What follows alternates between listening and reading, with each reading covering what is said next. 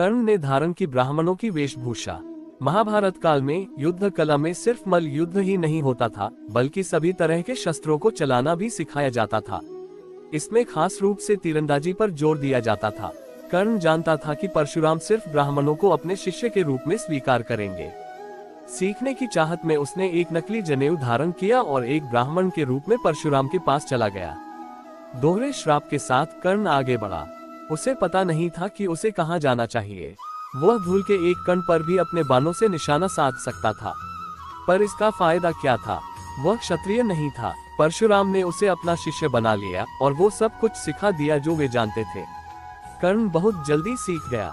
किसी भी अन्य शिष्य में उस तरह का स्वाभाविक गुण और क्षमता नहीं थी। परशुराम उससे बहुत खुश हुए। उन दिनों परशुराम काफी बूढ़े हो चुके थे। एक दिन जंगल में अभ्यास करते समय परशुराम बहुत थक गए। उन्होंने कर्ण से कहा वे लेटना चाहते हैं। कर्ण बैठ गया ताकि परशुराम कर्ण की गोद में अपना सिर रख पाए। फिर परशुराम सो गए। तभी एक खून चूसने वाला कीड़ा कर्ण की जांघ में घुस गया और उसका खून पीने लगा।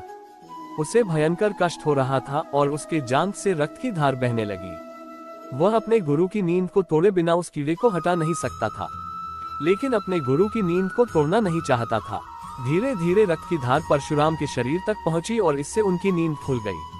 परशुराम ने आंखें खोलकर देखा कि आसपास बहुत खून था। परशुराम को पता चली कर्ण की असलियत। परशुराम बोले, ये किसका खून है? कर्ण ने बताया, यह मेरा खून है। फिर परशुराम ने कर्ण की जांघ पर खुला घाव देखा। खून पीने वाला कीड़ा कर्ण की मांसपेशी में गहरा प्रवेश कर चुका था। फिर भी वह बिना हिले डुले वहीं बैठा था। परशुराम ने उसकी ओर देखकर बोले, तुम ब्राह्मण नहीं हो सकते। अगर तुम ब्राह्मण होते तो एक मच्छर के काटने पर भी तुम चिल्लाने लगते। परशुराम अत्यधिक क्रोध से भर गए। वे बोले, तुमको क्या लगता है तुम एक झूठा जनेऊ पहनकर यहाँ आ सकते हो और मुझे धोखा देकर सारी विद्या सीख सकते हो? मैं तुम्हें श्राप देता हूँ। इतना दर्द सहकर भी स्थिर बैठे रहना, ऐसा तो कोई क्षत्रिय ही कर सकता है। कर्ण बोला, हाँ, मैं ब्राह्मण नहीं हूँ, कृपया मुझ पर क्रोधित न हो। परशुराम अत्यधिक क्रोध से भर गए। वे बोले, तुमको क्या लगता है तुम एक झूठा जनेऊ पहनकर यहाँ आ सकते हो और मुझे धोखा देकर सारी विद्या सीख सकते हो? मैं तुम्हें श्राप देता हूँ। कर्ण बोला, हाँ, मैं एक ब्राह्मण नहीं हूँ, पर मैं क्षत्रिय भी नहीं हूँ। मैं सूत पुत्र हूँ, मैंने बस आधा झूठ बोला था। परशुराम ने कर्ण को क्या शाप दिया? परशुराम ने उसकी बात नहीं सुनी। उस स्थिति को देखते ही वे सत्य जान गए कि कर्ण एक क्षत्रिय है। वे बोले, तुमने मुझे धोखा दिया है। परशुराम ने उसकी ओर देखकर बोले, तुम ब्राह्मण नहीं हो सकते। अगर तुम ब्राह्मण होते तो एक मच्छर के काटने पर भी तुम चिल्लाने लगते। जो कुछ मैंने सिखाया है तुम उसका आनंद ले सकते हो, पर जब तुम्हें इसकी सचमुच जरूरत होगी तब तुम सभी मंत्र भूल जाओगे जिनकी तुम्हें जरूरत होगी, और वही तुम्हारा अंत होगा। कर्ण उनके पैरों में गिरकर दया की भीख मांगने लगा। वह बोला, कृपया ऐसा मत कीजिए। मैं आपको धोखा देने की नीयत से नहीं आया था।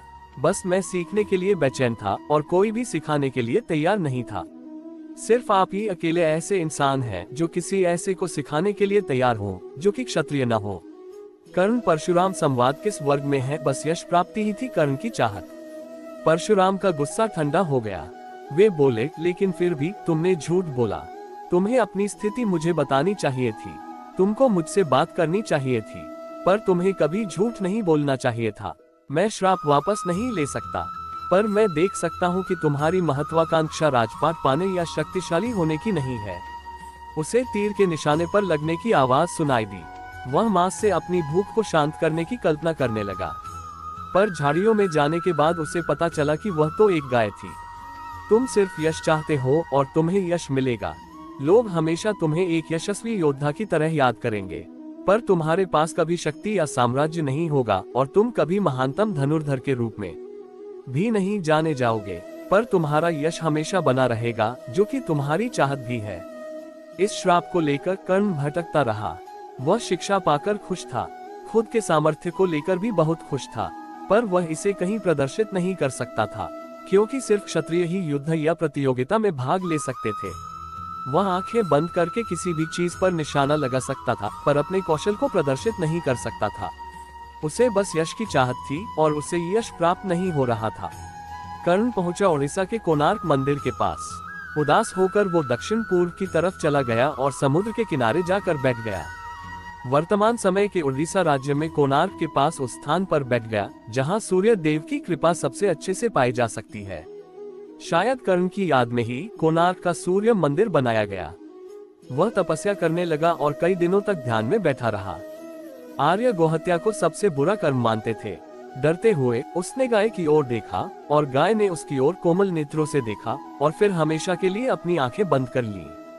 खाने के लिए कुछ नहीं था, पर वह बैठकर ध्यान करता रहा। जब उसे बहुत भूख लगी तो उसने कुछ केकड़े पकड़कर खा लिए। इससे उसे पोषण तो मिला, पर उसकी भूख और बढ़ गई। कुछ हफ्ते साधना करने के बाद उसकी भूख बहुत ज्यादा बढ़ गई। इस स्थिति में उसने झाड़ियों में एक जानवर देखा। उसे लगा कि वह एक हिरन होगा। उसने अपना तीर और धनुष निकाला और आंखें बंद करके तीर चला दिया। उसे तीर के निशाने पर लगने की आवाज सुनाई दी। वह मांस से अपनी भूख को शांत करने की कल्पना करने लगा, पर झाड़ियों में जाने के बाद उसे पता चला कि वह तो एक गाय थी। वह भयभीत हो उठा। आर्य गोहत्या को सबसे बुरा कर्म मानते थे।